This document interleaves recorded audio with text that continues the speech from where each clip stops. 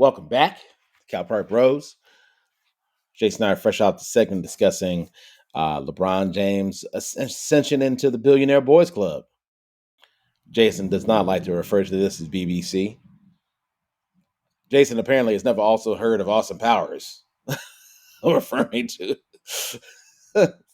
What's your issue with the British Broadcasting Company, dog? No comment. It's only entertainment. All right. In the third and final segment of episode 60, unfortunately, we're not too proud to bring this up yet again because we got to talk about the Proud Boys. And there was an update from the Justice Department on Monday where the Proud Boys, the head of the Proud Boys, Enrique Tarrio, and four of the leaders were charged with seditious conspiracy in the January 6th U.S. Capitol attack, escalating the criminal case against far-right extremist group. I feel like we've been dancing around, or not we've been dancing around. I feel like the Justice Department has been kind of teasing this out for I don't know, at least a year. I haven't really heard of any legit charges brought against the Proud Boys. But the Proud Boys have been around. That bullshit in Charlottesville. They were there. But in the case of the January 6th riot, prosecutors accused 5 defendants of working together to intimidate members of Congress and law enforcement and prompt them to flee, thereby preventing them from performing their official duties. In this update, there were text messages revealed from Enrique Tarrio where he appears to compare the attack on the U.S. Capitol to the Winter Palace, the home of the Russian emperor, which was stormed during the Russian Revolution in 1917. Now, the 4 men charged alongside Tarrio in the indictment are Ethan Nordine, the sergeant at arms and president of his local chapter. I wonder if he pledged graduate. I couldn't resist. Joseph Biggs, Zachary Rule, and Dominic Pizzola, New York Proud Boy that goes by Spaz. Now, they were previously indicted on less serious conspiracy charges before, and that explains why we probably haven't brought them up in a previous episode, because we are really waiting for the big shoe to drop. So, Jason, what are your thoughts about it? It's embarrassing that we still have to deal with the fallout from January 6th. It's insane. We're going to be damn near 2 years out, and we're still going to be talking about shit like this. Because every day we find out something new and disgusting. So you mentioned that the boys, we'll say, not to be confused with the boys on the Amazon Prime show. Those are actual heroes, such as they are.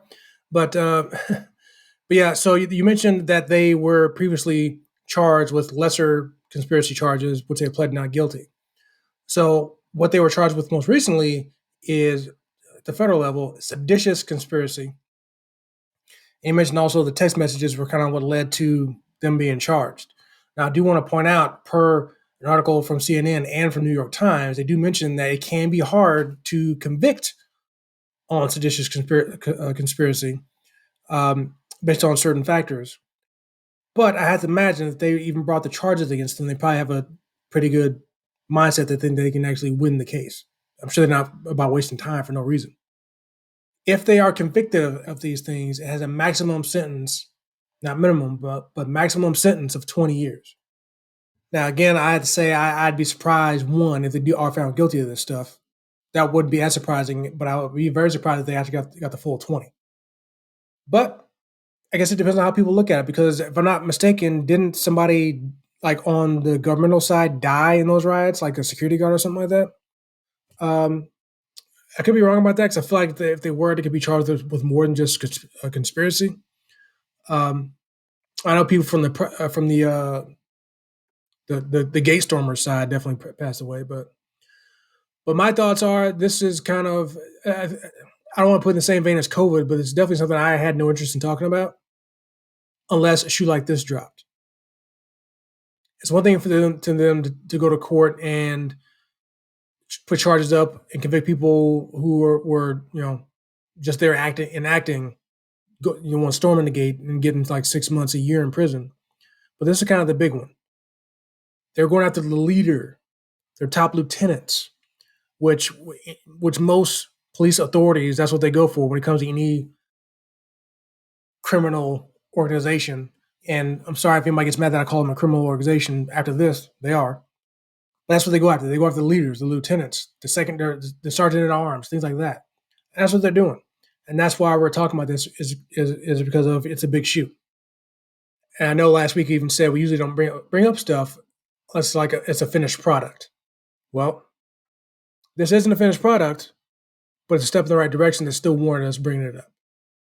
But yeah, I mean, we'll see where this goes. Again, they were charged with lesser conspiracy, stuff earlier, which obviously they're going to take that to court because they pled not guilty. I don't know if that's going to be kind of done at the same time. Perhaps not. But this, and I agree with you that it's amazing that it's been almost a year and a half and it's still a thing. But if you think about the sheer magnitude, not only when it comes to what was done, but how many people are involved. So if we look at it that way, then it really shouldn't be that surprising that it's going to take this long of a time frame and probably a lot longer for this to see an end when it comes to everybody that's going to be charged with a crime for what happened gets charged, gets their day in court if they have one, and see an end to that those court proceedings for those individuals. Which for these guys, like you said, they pled not guilty. So who knows when I think they said this week they're doing court again. But if it goes to full length of a court trial, who knows how long that's going to last? There's going to be more charges for other people after this based off what happens. So it's amazing, yes, it's taking this long, but you can't really be that surprised based off of the sheer magnitude of the event and multiple perspectives, and combined with how our judicial system works here in the United States. It's not always a quick process, which is what it is. But we'll see what happens to these individuals. Like I said in the articles, it's not easy to convict on these charges. So, but again, if you're somebody looking or hoping that the worst happens to these guys, then the fact that they're willing to take it to court in the first place or be taken to court in the first place for this, then that might say a lot. Yeah, I'm not. Again, I'm big on due process. Big on due process. I'm not trying to fast track this. I'm not trying to insinuate that people shouldn't have their day in court. But the writing's been on the wall for some of these assholes for a while. Well, you gotta keep in mind though. Sometimes I'm not sure if you watch like lawyer shows and stuff like that. Sometimes you gotta build a case, right? Sometimes you might have an order of steps. Hey, let's take care of this stuff first, and then we'll build up a case on these guys, knowing what's coming. Because all this stuff is happening. Okay, you say this might happen. Let's go get some proof of that. You say this happened. Let's get proof of that. Oh, I didn't know this was a thing. Let's get proof of that. And they might say, we want all these shoes to drop before we try to bring up convictions, or rather bring up charges on this for these guys. And maybe that's why it's taking so long. I mean, look at all the people who've been to court and jailed, not the Proud Boy guys, but in general, people who stormed the gates will say how long it's been taking for them to get their days in court, let alone, again, these guys. So it's a lot of people, dog. A lot of people. So No doubt. No, I feel like with every passing year, and I think Jason, you brought up a good point, is building up a case. Some of these people are rolling over for their friends. that too. Like, a lot of this intel ain't just falling in people's laps. It's falling on people's laps because people on the side of the law are applying pressure. Exactly. Of all the people that stormed the gates, even though they're criminals for doing what they did, guess what? From a lawyer standpoint or a police standpoint, you gotta look at it as these are potential witnesses too. They were there. They saw what happened from the inside perspective. And some of them don't want to go to jail for this stuff. And those are the people that you can target to flip on the people that you really want people in power, i.e., the leader and his lieutenants. Exactly. Good point. Very good point. Yeah. Well, it's another sad day in America where these supposed freedom fighters are going to have a hell of a lot of explaining to do. I'll take it when you say sad day that you're being sarcastic. So I was. hey, I caught on. I'm getting smart. You are. Proud of you. Finally. See what I did there? On that note. Jeez.